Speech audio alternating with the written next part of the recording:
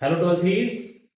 तो आज हम आप लोगों से एक बड़ा इंपॉर्टेंट टॉपिक डिस्कस करने वाले हैं जहां से बहुत सारे क्वेश्चन आप लोगों से पूछे जाते हैं कि एम्ब्रियो साइक का डेवलपमेंट स्पैन मोरोस्पोरिक कैसे होता है, पिस्टिल में एपोकार्पस और सिनकार्पस कंडीशन क्या है। तो देखिएगा आज हम उन लोगों से उन टॉपिक्स की आप लोगों से बात करने वाले हैं। ठीक है, देखिएगा तो पिस्टिल और कार्पल होता क्या है। तो फीमेल जो रिप्रोडक्टिव यूनिट होता है फ्लावर का उसे हम पिस्टिल या कार्पल कहते हैं। पिस्टिल और कार्पल दो तरह की होती है according to syllabus of 12th। 11 में तीन टाइप बताए जाते हैं, मोनो, बाई और मल्टी, जबकि यहां पर दो ही है, एक मोनो कार्पलरी और एक मल्टी कार्पलरी।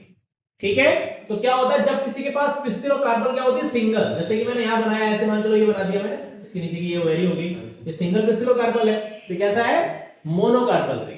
ओके, अब मल्टी कार्पलरी में देखिएगा जब पिस्टिल और कार्पल क्या होती है मल्टीपल हो जाए, दो और दो से ज्यादा। तो अब देखो बेटा एक व्यक्ति अकेला है तो उसका क्या अलग रहना क्या साथ रहना। अब दो हैं तो वो साथ रहेंगे या अलग रहेंगे। इसके बिहाफ पर मल्टी कार्पलरी जो वेरी होती है दो तरह की होती है, एपोकार्पस और सिनकार्पस। तो एपो का मतलब होता है फ्री होना। ओके, तो देखो जब सारे पिस्टिल और कार्पल क्या होते हैं एक दूसरे से अलग अलग जब होते हैं तो उसे क्या कहते हैं एपोकार्पस ओवेरी। जैसे राइस है, व्हीट है, मैसिलिया हो गया, देखो ये आपका एपोकार्पस का एग्जांपल। आपने गेहूं की बाल को देखा होगा, धान की बाल को देखा होगा ना, सारे सीड्स अलग अलग दिखाई देते हैं वहां पर लगे। ठीक है, जब जुड़ जाए देखो when more than one pistil are fuse together, more than two. ठीक है, तो देखो यहां देखो ये सारी देखो स्टिग्मा सबका सबका देखो, ये देखो सारी स्टाइल एक साथ आके जुड़ रही है। यहां देखो सारी स्टिग्मा एक साथ आकर जुड़ गई, स्टाइल में जुड़ गई, तो कैसा ओवेरी है syncarpous. Examples are Papaver somniferum से कहते हैं पोपी प्लांट। आप लोगों को पता है हीरोइन नाम की ड्रग निकाली जाती है, बड़ा इंपॉर्टेंट है। हीरोइन कोई सी भी हो नुकसान देती है बेटे, चाहे किधर भी चले जाओ। अब मेजर पार्ट्स ऑफ पिस्टिल और कार्पल में क्या क्या है, ठीक है, मजाक नहीं कर रहा, सही बता रहा बेटे, हमेशा नुकसान देगी। देखो जरा, ब्रोडर पार्ट ऑफ पिस्टिल और कार्पल कहलाता स्टिग्मा, जहां पर क्या होता है at the time of pollination कौन आकर बैठता है pollen grain. Okay, longest part इसका क्या कहलाता है स्टाइल, जो होता है होलो, खोखला अंदर से, which provide the pathway for the entry of the pollen tube. Basal part होता है कौन ovary, which forms the fruit after fertilisation, जिसके पास एक और मल्टीपल वन होते हैं ओव्यूल्स होते हैं। और ओव्यूल कैसे कनेक्ट होते हैं प्लेसेंटा से कनेक्ट होते हैं, किसके थ्रू कनेक्ट होते हैं फनिकल के थ्रू कनेक्ट होते हैं। ओके, और आगे आइए, अब पूछा जाता है स्ट्रक्चर ऑफ ओव्यूल क्या है या स्ट्रक्चर ऑफ मेगास्पोरेंजियम क्या है। ठीक है, तो किसके इक्विवेलेंट है ये पॉलन सैक के इक्विवेलेंट है। जो आपका ओव्यूल होता है वो आपका कैसा होता है, तो ओव्यूल आपका डिप्लॉयड होता है, इसके पास डुअल सेट ऑफ क्रोमोसोम होता है। तो देखो लेबलिंग वाले पार्ट को बड़े ध्यान से समझेंगे यहां पर। ठीक है, डायग्राम बहुत पूछा जाता है लेबलिंग में, तो देखो कैसा हो गया, एक कैसा होता है ओवॉइड शेप में व्हाइटिश कलर का जो स्ट्रक्चर होता है ओवरी के अंदर क्या कहलाता है ओव्यूल कहलाता है, जिसकी आउटर लेयर को इस बारे में कहते हैं आउटर इंटेग्यूमेंट और इसे कहते हैं इनर इंटेग्यूमेंट। दोनों को मिलाकर नाम दिया गया क्या इंटेग्यूमेंट। अगर किसी ओव्यूल के पास एक इंटेग्यूमेंट है तो यूनिटैग्मिक है, दो है तो बाइटैग्मिक है।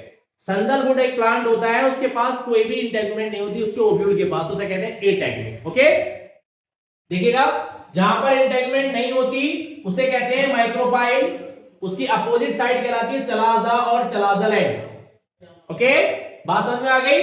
जिधर माइक्रोपाइल होता है उधर लगा होता है एग apparatus, इसमें तीन सेल होते हैं, एग सेल, और कौन से होते हैं दो होते हैं, कौन से cell synergid cell, synergid cell. Okay, और सिनर्जिड सेल के पास नीचे एक फिंगर लाइक प्रोजेक्शन लगा होता है which guide the entry of pollen tube, से कहते हैं फिलीफॉर्म apparatus। बहुत इंपॉर्टेंट क्वेश्चन पूछा जाता है। बीच में लगा होता है सेंट्रल सेल, इसके पास टू कौन होते हैं पोलर न्यूक्लियाई होते हैं, और ऊपर की तरफ लगे होते हैं कौन थ्री एंटीपोडल सेल। इन सबको मिलाकर कहते हैं एम्ब्रियो सैक। इसकी प्लॉइडी कैसी होती है हैप्लॉइड होती है। ठीक है, बात समझ में आ गई। फनिकल के थ्रू प्लेसेंटा से कनेक्ट रहता है कौन ओव्यूल। सेंट्रल सेल को पोलर न्यूक्लियाई और सेकेंडरी सेल के नाम से भी जाना जाता है। बड़ा इंपॉर्टेंट क्वेश्चन आता है अगला, देखो बोर्ड्स में पूछे गए क्वेश्चन है आप लोगों से, आप कहेंगे सर आप ऐसे कह रहे हैं, देखो यहां ठीक है बहुत पूछा जाता है। इंपॉर्टेंट क्वेश्चन है the part of the ovule that develop into protective coats of a seed after fertilisation, तो कौन बनाता है ओव्यूल बनाता है सीड। तो ओब्यूल के ऊपर कौन होती है? इंटेगुमेंट। तो इंटेगुमेंट से कौन बनेगा? सीड कोड बनेगा। ये आपको मैं आगे क्वेश्चन कराऊंगा, ठीक है। एक बड़ा इंपॉर्टेंट क्वेश्चन देखो यहां से पूछा गया है, पिस्टिलोकार्पल का डायग्राम बना के आपसे एक बहुत ही इंपॉर्टेंट क्वेश्चन आपसे यहां पूछा जाता है। और क्या पूछा जाता है कि जो डेवलपमेंट ऑफ ओब्यूल होता है वो कैसा होता है? मोनोस्पोरिक होता है। कमेंट कीजिए, ठीक है। तो देखो जरा, जो स्पोरोजेनस टिश्यू होता है, ये स्पोरोजेनस सेल ये म्यूसिस के अंदर जाती है और म्यूसिस के अंदर में कितने सेल बनते हैं बेटा?